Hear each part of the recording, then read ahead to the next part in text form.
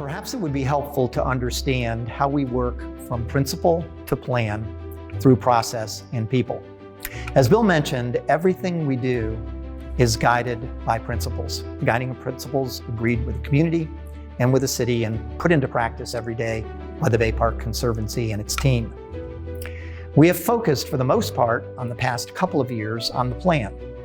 First, a high-level master plan, then a more precise implementation plan, and finally, a detailed site plan that the city will approve before we can move to actual development and build out.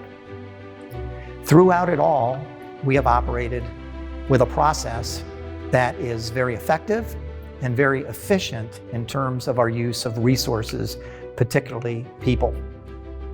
From the beginning, we have brought in outside experts, experienced parties who have done parks over and over again across America, either the strategy for, the design and planning of, the activation and programming for, or ultimately the operations and management of parks.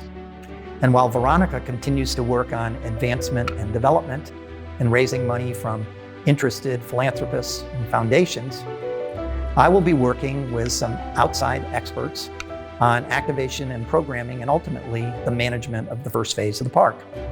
This work has begun. We've brought in a couple of managers who have planned the activation and programming for a couple of parks and who have actually been operating parks over the last several years.